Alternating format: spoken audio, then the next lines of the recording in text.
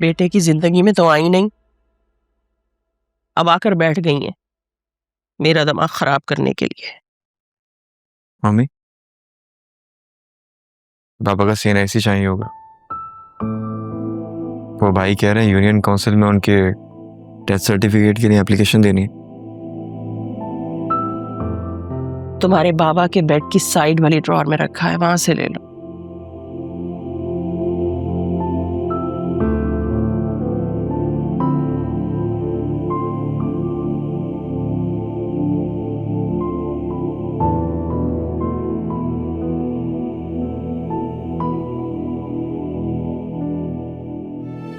क्या हुआ mummy, mood क्यों खराब है? किसी ने कुछ कहा है? मुझे किसी ने क्या कुछ कहना है। तुम ये बताओ, तुम्हारी दादी वापस कब जाएंगी? No idea. ताया से बात हुई थी मेरी, वो कह रहे थे दादी ने रिटर्न टिकट तो बुक नहीं करवाई, वन वे टिकट ही बुक करवाई थी। कुछ महीने तो रुकेंगी वो। हैं? क्या कह रहे हो, कुछ महीने?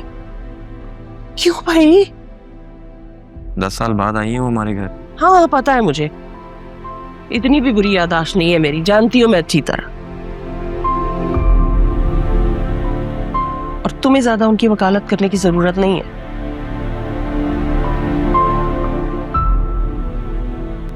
माँ के अलावा तुम्हें सबसे हमदर्दी है, सबसे प्यार है, पता है मुझे। मेरा तो अभी गम भी पूरा नहीं हुआ था कि वो आके बैठ गई है मेरे सर पे। अब उठते बैठते हर आए गए के सामने पुरानी बातें लेकर बैठ जाएंगी और मुझे जलील करती रहेंगी। तो आप उन्हें शिकायत का कोई मौका ही नहीं दीजिएगा। उन्हें कोई मौका ही नहीं मिलेगा तो वो कोई बात ही नहीं करेंगी, तो आपको कोई बात ही बुरी नहीं लगेगी उनकी। कर दी ना अपने बाबा वाली बात। मुझे समझा रहे हो कि मैं उन्हें शिकायत का मौका ना दूं। उन्हें समझाओ कि अगर शिकायत का मौका मिले भी ना तो नजरअंदाज करते हैं। बेचारी अभी तो आई है मम्मी, और आपको अभी से उनके जाने की फिक्र लग गई। अच्छी बात तो नहीं है ना? हाँ हाँ, कर लो उनकी फिक्र, सुना लो माँ को बातें।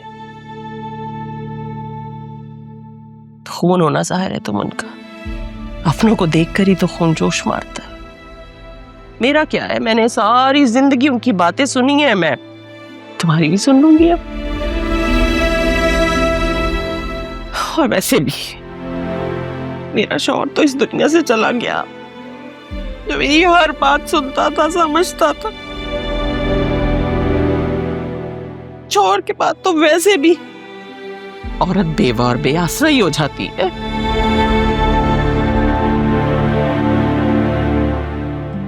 मम्मी कैसी बातें कर रही है?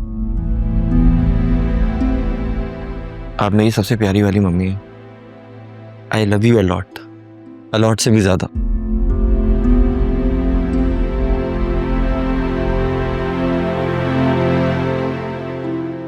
आपको मालूम है बाबा के जाने के बाद उनके हिस्से का प्यार भी मैं आपसे करने लगा। मम्मी आप प्लीज नाराज ना हो, घर का माहौल वैसे भी बहुत सैड है। हम इस तरह एक दूसरे से लड़ेंगे तो घर का माहौल तो और खराब होगा ना मम्मी।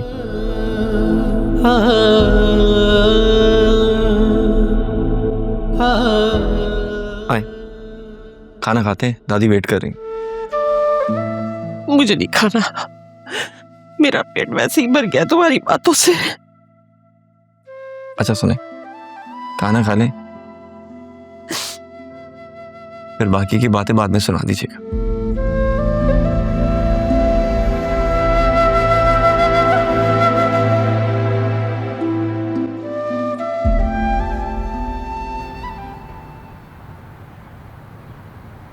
दादी आपको किसी भी चीज की जरूरत हो तो बिला झिझक आप मुझे बता सकती हैं।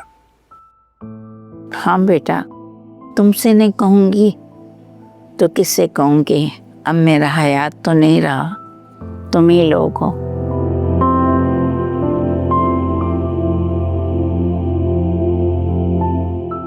हम तो आपके पास है ना?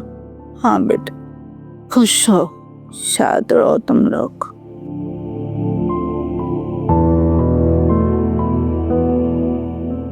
तुम मुझे इस कुर्सी पे बैठा देखकर मैं दुख में तो होगी।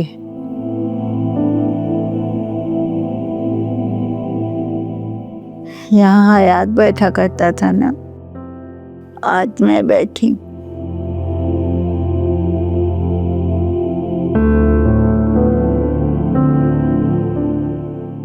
जाने का तो मेरा वक्त था, लेकिन मेरा हयात चला गया।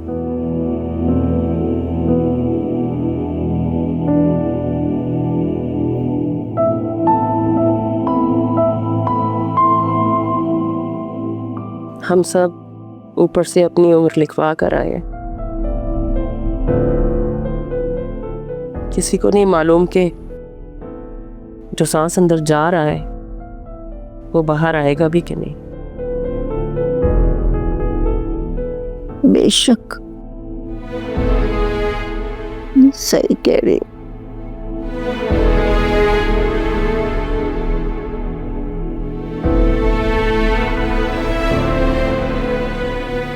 जुनैरा नजर नहीं आ रही। मैंने आलिया से कहा था जुनैरा को भी लेकर आना, हम सब साथ मिलकर खाना खाएंगे।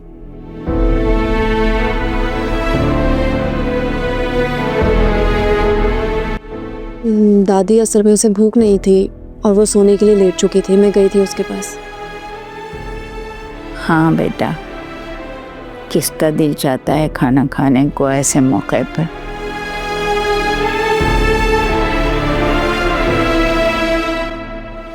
लेकिन जिंदा रहने के लिए खाना तो पड़ता है ना। मेरी बच्ची ने हयात साहब के जाने का बहुत असर लिया है।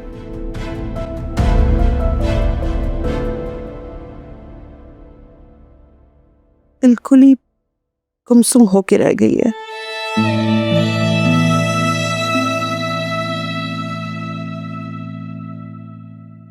न खाती है, न पीती है, ना ही किसी से बात करती है। बिल्कुल कमरे में बंद कर लिया उसने खुद को। बेटियां तो बाप की बहुत लाडली होती हैं।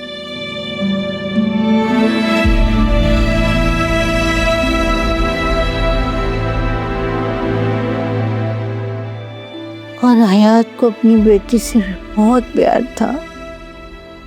खैर, वक्त गुजरने के साथ साथ उसे भी सब्र आ ही जाएगा। वक्त की सबसे अच्छी बात यही तो है, चाहे जैसा भी हो गुजर ही जाता है।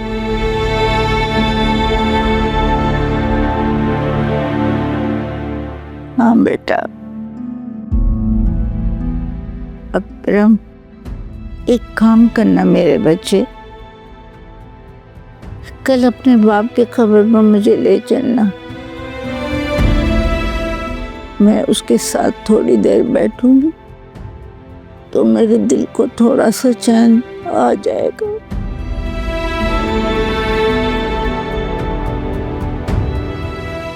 वैसे तुम्हारे मामू बता रहे थे कि हयात साहब के साथ वाली कब्र अभी खाली है।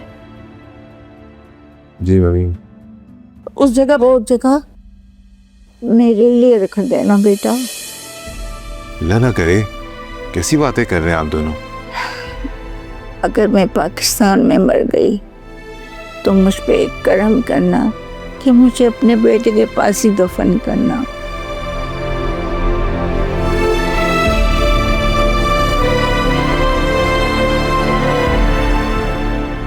यही मेरी ख्वाहिश है।